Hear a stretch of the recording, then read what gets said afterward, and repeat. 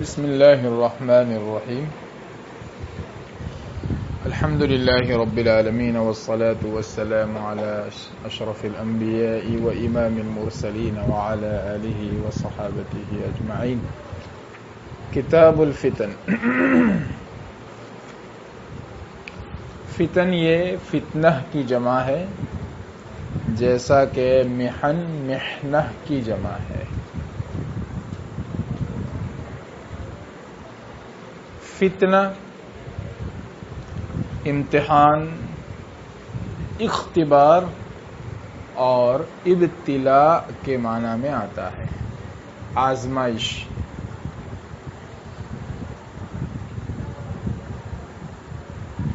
اسی طرح دیگر معانی میں بھی یہ آتا ہے، جیسے کہ اسم گناہ، کفر، فضیحت و رسوائی، عذاب، اعجاب بالنفس بالشیء، خود پسندی کے معنی میں،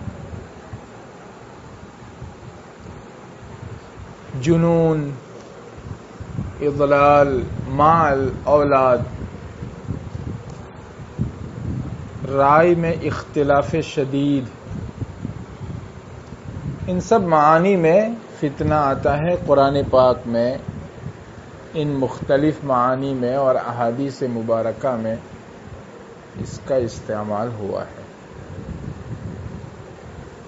جو کتب غرائب اور مفردات کے دیکھنے سے پتہ چلتا ہے. کتاب الفتن کا عنوان مصنف رحمۃ اللہ علیہ نے یہاں باندھا ہے، اور مصنف رحمۃ اللہ علیہ نے یہ عنوان قائم کر کے آخر تک کی تمام روایتوں کو، تمام ابواب کو اس کے تحت کر دیا ہے، جن میں سے بعض ابواب کے ذریعے اشکال پیش آتا ہے کہ انہیں کتاب الفتن کے تحت کیسے داخل کیا جا سکتا ہے. بطور خاص فضائل و مناقب کے جو ابواب ہیں، فضائل صحابہ کے، فضائل عشرہ مبشرہ کے، فضائل ابو بکر، فضائل عمر، فضائل شیخین، فضائل عثمان، فضائل ثلاثہ، فضائل علی، فضائل اربعہ، مناقب عشرہ، مناقب قریش، یہ سب جو ابواب ہیں وہ کیسے فتنے کے تحت آ سکتے ہیں؟ یہ اشکال ہوتا ہے. بعض حضرات نے تو کہا کہ مصنف رحمۃ اللہ علیہ نے، بلکہ اکثر یہی کہتے ہیں شراح، کہ یہ سمجھ سے باہر ہے کہ یہاں یہ عنوان لگا کر آخر تک کے ابواب کو اس کے تحت کیسے کر دیا، نہیں سمجھ میں آ رہا ہے. بعض حضرات نے نکتہ پیدا کرنے کی کوشش کی، جواب دینے کی کوشش کی، اور وہ یہ کہتے ہیں کہ مناقب اور فضائل کے ابواب میں جو حدیثیں ہیں اس کے بارے میں بھی مناقب قبول نہ کرنے اور کرنے کے بارے میں امت آزمائش کا شکار ہوئی، کہ بہت سارے صحابہ ہیں جن کے مناقب شیعوں نے اور روافض نے قبول نہیں کیے، اہل سنت نے انہیں قبول کیا. تو مناقب شخصیات کے اور فضائل یہ ایک طرح کی آزمائش ہے، ابتلاء ہے.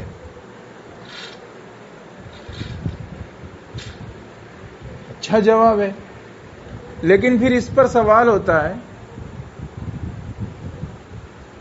کہ ایسے تو سارے ہی ابواب میں ہو سکتا ہے، چاہے طہارت کے ابواب ہوں، چاہے نماز کے ابواب ہو. ان میں بھی بہت ساری حدیثیں وہ ہیں کہ جو ایک طبقے نے قبول کی، دوسرے طبقے نے نہیں کی ہے، ان کے مضامین میں اختلاف کیا ہے. تو یہ بات تو تمام ہی ابواب پر جاری ہو سکتی ہے، اس وجہ سے یہ جواب اتنا طاقتور نہیں ہے. واللہ عالم بالصواب۔ ویسے حضرت شیخ رحمۃ اللہ علیہ نے بھی یواقیت وغیرہ میں اس پر کسی نے سوال کیا ہوگا تو یہی جواب دیا ہے جو ابھی آپ کے سامنے پیش کیا، واللہ عالم بالصواب۔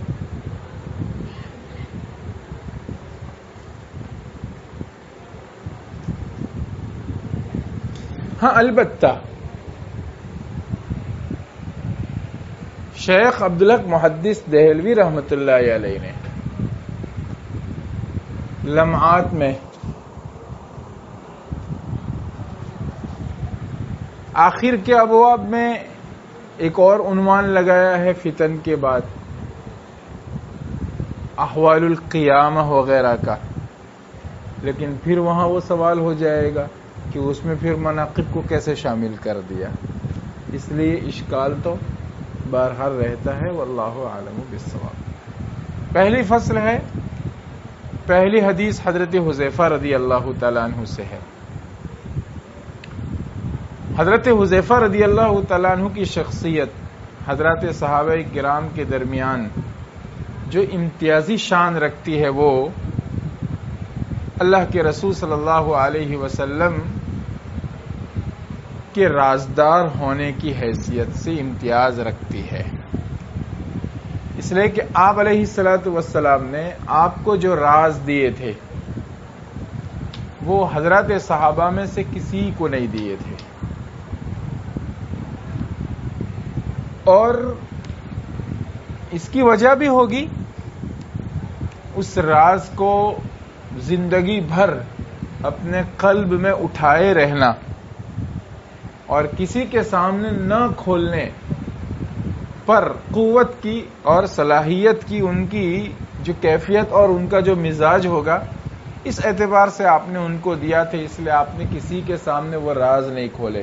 اور دوسری بات کہ یہ مختلف امزجہ ہوتے ہیں، مزاج ہوتے ہیں کہ ان مزاجوں کے اعتبار سے کسی کو کسی مضمون سے مناسبت ہوتی ہے، کسی کو کسی مضمون سے مناسبت ہوتی ہے۔ اسی وجہ سے فرماتے ہیں کہ لوگ اللہ کے رسول سے خیر کے بارے میں پوچھتے تھے، میں شر کے بارے میں پوچھا کرتا تھا تاکہ ان سے محفوظ رہ سکوں۔ خیر کے بارے میں پوچھنا یعنی یا رسول اللہ اگر کوئی ایسی چیز آپ بتا دیں اس کو ہم کریں تو جنت میں چلے جائیں، اور شر کے بارے میں پوچھنا مثلا یوں سمجھ لیں کہ یا رسول اللہ آئندہ ایسے کیا سنگین حالات پیش آنے والے ہیں آپ وہ بتا دیں تاکہ ہم ان سے محفوظ رہ سکیں۔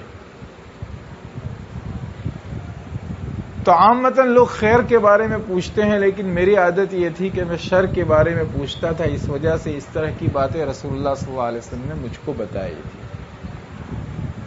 تو شر کے بارے میں یا آئندہ آنے والے پیش آنے والے حالات کے بارے میں یا منافقین کی فہرست ہو، یہ سب اسرار حضرت حذیفہ رضی اللہ تعالیٰ عنہ کو آپ علیہ الصلوۃ والسلام نے بتائے تھے۔ اسی وجہ سے ایک موقع پر حضرت عمر فاروق رضی اللہ تعالیٰ عنہ نے فرمایا، فتنوں کو لے کر ایک سوال کیا کہ بتاؤ اس کے بارے میں رسول اللہ صلی اللہ علیہ وسلم سے کچھ سنا ہو تو۔ حضرت حذیفہ رضی اللہ تعالیٰ عنہ بول پڑے کہ میں نے سنا ہے اور یہ بات ہے، یہ مراد ہے۔ حضرت عمر رضی اللہ تعالیٰ عنہ نے کہا کہ مجھے یقین تھا کہ تم ہی بولو گے، یہ انہوں نے فرمایا۔ تو اس وجہ سے حضرت حذیفہ رضی اللہ تعالیٰ عنہ کی حدیث سے اس کتاب کا آغاز کیا ہے مصنف رحمۃ اللہ علیہ نے کہ اس عنوان اور اس باب سے سب سے زیادہ اگر کسی کو مناسبت ہو سکتی ہے تو حضرت حذیفہ رضی اللہ تعالیٰ عنہ سے ہے، ان کی شخصیت بڑی اہم ہے اس میں۔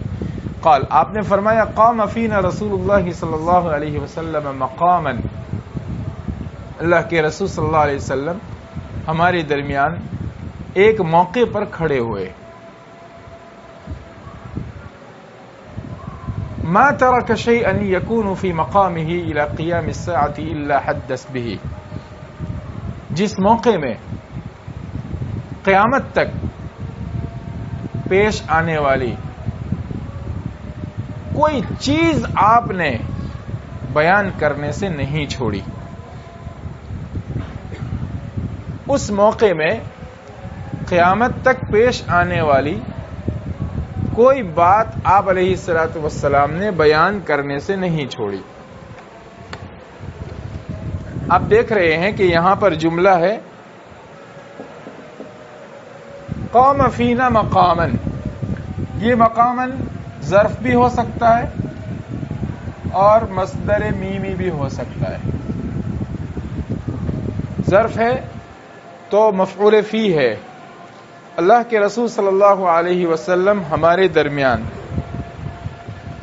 ایک ایسی جائے قیام میں کھڑے ہوئے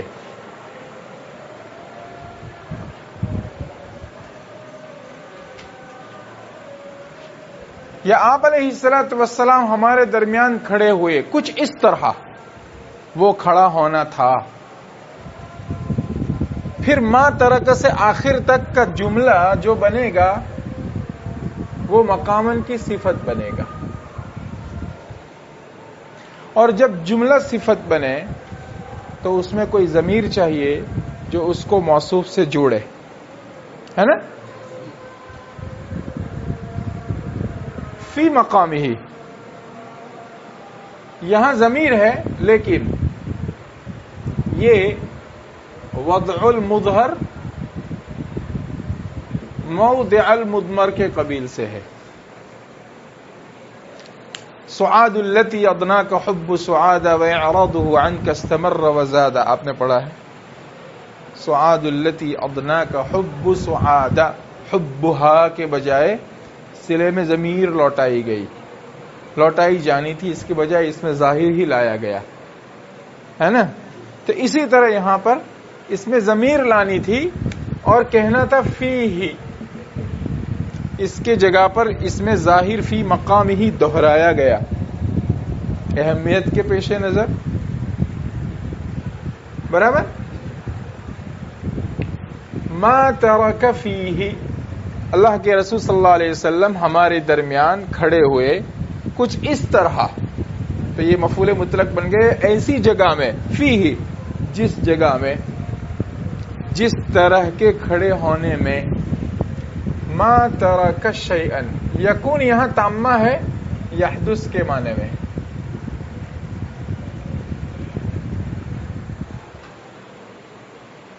یحدث الى قیام الساعة شیئا یحدث الى قیام الساعة ما ترک الا حدث به.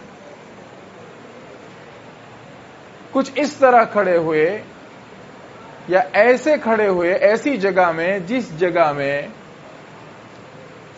ما ترک شیئا یحدث نہیں چھوڑی آپ نے کوئی چیز، یحدث جو پیدا ہونی تھی، پیش آنی تھی، الی قیام الساعہ قیامت کے قائم ہونے تک، الا حدث به مگر اس شے کو آپ علیہ الصلوۃ والسلام نے بیان کر دیا. ترکیب اعتبار سے یہ جملہ سمجھ میں آیا. یہ فی مقامہ وضع المظہر موضع المضمر ہے، فی ہی ہونا تھا اور یہ یہاں ہے. سمجھ رہے ہیں. اور یکون تامہ ہے یحدث کے معنی میں. الی قیام الساعۃ یہ یکون بمعنی یحدث سے متعلق ہے اور الا استثناء ہے ما ترک سے.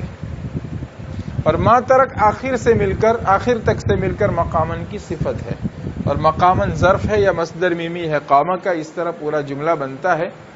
حاصل یہ ہے کہ نبی کریم صلی اللہ علیہ وسلم ایک مرتبہ ہمارے درمیان کچھ اس طرح کھڑے ہوئے کہ اس کھڑے ہونے میں یا کچھ ایسے موقع پر کھڑے ہوئے کہ اس موقع میں آپ علیہ الصلوۃ والسلام نے قیامت تک آنے والے، پیش آنے والے، پیدا ہونے والے کسی واقعے کو بیان سے نہیں چھوڑا، ہر واقعہ بیان کر دیا. لیکن ظاہر سی بات ہے ہر واقعہ بیان کر دیا یا خیر، اس سے یہ مراد ہے قیامت تک پیش آنے والے اہم اور بڑے بڑے واقعات جو پیش آنے تھے وہ نبی کریم صلی اللہ علیہ وسلم نے بیان کر دیے.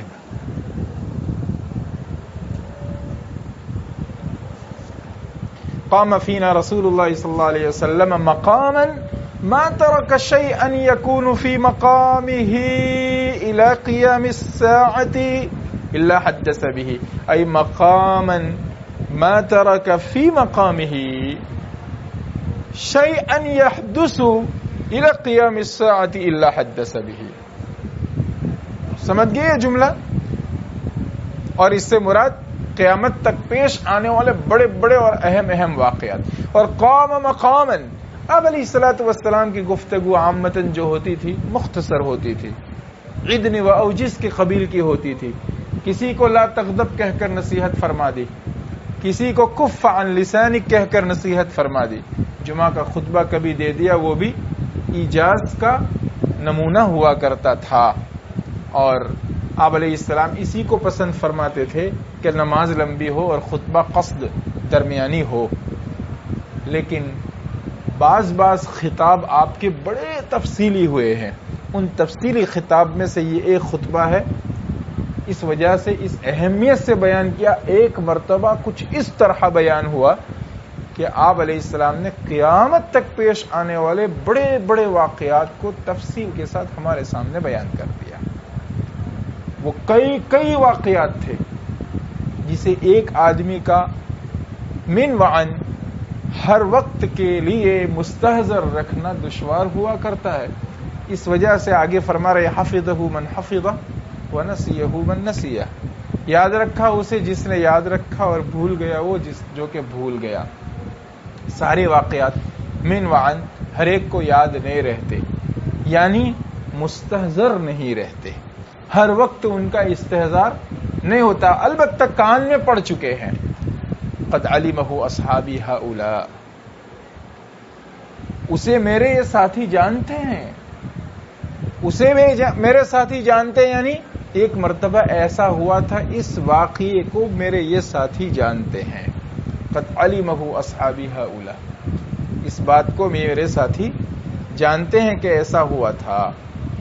وَإِنَّهُ لَيَكُونُ مِنْهُ الشَّيْءُ قَدْ نَسِيتُهُ. اب کہہ رہے وَإِنَّهُ لَيَكُونُ أي لا يحدث منه الشيء شيئا يكون، وہی شيئا يحدث یہاں پر سمجھ رہے ہیں. وَإِنَّهُ لَيَكُونُ مِنْهُ الشَّيْء، اور واقعہ یہ ہے، شان یہ ہے، معاملہ یہ ہے، بات یہ ہے، یہ سب ضمیر شان کے ترجمے. قصہ یہ ہے انه کہ یقین جانو لا يحدث منه الشيء، ان واقعات میں سے منہ، ان واقعات میں سے، اس شے میں سے کچھ، ما ترک شیئا وہ منہ، اس شے میں سے یعنی اس تفصیل میں سے. اور وہ شے تو بڑی تفصیل ہے، اس لیے کہ وہ ما نکیرہ تحت النفی تو عموم ہے نا، اس میں شیء ان اشیاء کثیرہ میں سے وہی چیز، یعنی ان واقعات میں سے کوئی واقعہ. ارے پلے پڑا من الشیء شیء، لیکن من الشیء کو میں کہہ رہا ہوں من الاشیاء شیء. من الاشیاء کہاں سے لایا؟ یہ نکیرہ تحت النفی کی وجہ سے عموم اس میں آ گیا، اور یہاں مثبت اس میں عموم نہیں. من الشیء شیء یعنی ان واقعات میں سے جو تفصیل کے ساتھ بہت سارے بیان ہوئے، کوئی واقعہ یکون یحدث پیش آتا ہے، قد نسیتہ جسے میں بھول چکا ہوتا ہوں، یعنی جس کا مجھے استحضار نہیں ہے. فَأَرَاهُ پھر میں اسے دیکھتا ہوں، حادثاً کائناً محذوف پیش آیا ہوا، میں دیکھتا ہوں کہ وہ وجود میں آیا. فَأَذْكُرُهُ تو مجھے وہ یاد آ جاتا ہے، تو مجھے وہ یاد آ جاتا ہے. ایسا کیسے ہوتا ہے؟ آپ بھول گئے تھے، پھر کوئی واقعہ پیش آیا تو ٹھیک ایسے جیسے کوئی آدمی آپ کے ساتھ کبھی فارسی اول میں عربی اول میں پڑھنے کے لیے آ گیا تھا، 2-4 مہینے آپ کے پاس ہاتھ پڑا اور پھر بھاگ گیا، چلا گیا، پھر برس ہو گئے، ملا ہی نہیں آپ سے. پھر کسی جگہ ریلوے اسٹیشن پر آپ کھڑے تھے اور پیچھے سے آ کر اس نے دبا دیا اور کیسے ہو، تو آپ نے دیکھ کر کہا ہو فلانا. حالانکہ بیچ کے 5-7 سال میں آپ کے ذہن سے وہ ایسا اوجھل ہوا کہ ایک مرتبہ بھی دماغ کی اسکرین پہ وہ لائٹلی بھی نہیں آیا. لیکن اس کے باوجود بھی سالوں کے بعد جب آپ نے دیکھا تو پہچان لیا. جیسے ایک آدمی آپ نے دیکھا ہو، آپ اسے جانتے ہو، پھر وہ غائب ہو جاتا ہے تو آپ اسے بھول جاتے ہو، پھر وہ آ جاتا ہے تو آپ کو یاد آ جاتا ہے، ٹھیک اسی طرح وہ واقعہ میں نے سنا تھا، پھر وہ نظروں سے استحضار سے اوجھل ہو گیا، ذہن میں نہیں آیا، لیکن جب میں اسے دیکھتا ہوں تو مجھے وہ یاد آ جاتا ہے کہ یہ وہ واقعہ ہے جو رسول اللہ صلی اللہ علیہ وسلم نے بیان کیا تھا۔ فاذکرہ، مجھے وہ واقعہ یاد آ جاتا ہے، کما یذکر الرجل وجہ الرجل، جیسے کوئی شخص کسی شخص کے چہرے کو یاد کر لیتا ہے۔ کب؟ اذا غاب عنہ، یعنی اذا حضرہ بعد ان کان غائبا عنہ، جب وہ اس سے اوجھل ہو جاتا ہے، یعنی پہلے اوجھل ہو گیا تھا پھر وہ سامنے آ جاتا ہے۔ ثم اذا رآہ عرفہ، اذا غاب عنہ، جب وہ اس سے غائب ہو جاتا ہے، ثم اذا رآہ، پھر جب وہ اسے دیکھ لیتا ہے، عرفہ، تو اسے پہچان لیتا ہے۔ سمجھ رہے ہیں؟ فاذکرہ، مجھے وہ یاد آ جاتا ہے، کما یذکر الرجل وجہ الرجل، جیسے کوئی شخص کسی شخص کے چہرے کو یاد کر لیتا ہے جب وہ اس سے اوجھل ہو جاتا ہے۔ ثم اذا رآہ، پھر وہ اسے دیکھ لیتا ہے۔ اب یذکر تو آ ہی گیا تھا لیکن پھر تکمیل کر دی، عرفہ، اسے پہچان لیتا ہے، عرفہ، اسے پہچان لیتا ہے۔ اسی طرح ایسا ہوتا ہے کہ وہ واقعہ میرے سامنے آتا ہے تو مجھے وہ یاد آ جاتا ہے۔ متفق علیہ۔ لہذا اس حدیث سے جو معلوم ہوا وہ یہ کہ قیامت تک پیش آنے والے اہم ترین واقعات کو آپ علیہ الصلاۃ والسلام نے امت کے سامنے بیان کر دیا، اور اس کا منشا کیا ہے؟ نرا علم نہیں، بلکہ ان واقعات میں جو فتنے ہیں پہلے سے اس لیے بیان کیے گئے تاکہ آدمی پہلے سے چوکن نہ رہے۔ اگر 24 گھنٹے پہلے الرٹ کر دیا جاتا ہے کہ سیلاب کا پانی صبح 6 بجے تک پہنچنے والا ہے تو رات ہی کو وہاں سے لوگوں کو ہٹا لیا جاتا ہے، پیشگی اگر اطلاع ہوتی ہے تو سنبھلنا اور بچنا آسان ہو جاتا ہے، برخلاف اس کے کہ پہلے سے اگر اندیشہ ہوتا ہے تو اندیشہ نہیں، اطلاع نہیں ہوتی تو بچنا مشکل ہوتا ہے۔ اس لیے امت کے بچاؤ کے لیے نبی کریم صلی اللہ علیہ وسلم نے واقعات تفصیل کے ساتھ بتائے۔ یہاں فرمایا قد علمہ اصحابی ہؤلاء، یہ جو مضمون ہے تفصیل سے پیش آنے والے واقعات بیان کرنے کا، یہ اور دیگر حضرات صحابہ کرام رضی اللہ تعالیٰ عنہ مجمعین سے بھی یہ مضمون منقول ہے۔ مثلا حضرت عمر رضی اللہ تعالیٰ عنہ سے منقول ہے، بعض روایات میں اور شخصیات کے نام آتے ہیں، وہ اس واقعے کی طرف اشارہ کرتے ہیں کہ کبھی رسول اللہ صلی اللہ علیہ وسلم نے تب اس سے یہ پتہ چلا کہ قد علمہ اصحابی ہؤلاء جو کہہ رہے ہیں تو ان سے مراد وہی شخصیات ہیں جو شخصیات اس واقعے کو نقل کر رہی ہے، جیسا کہ ابن حجر حیثمی مکی رحمۃ اللہ علیہ اس بات کو ذکر فرماتے ہیں۔ ٹھیک ہے۔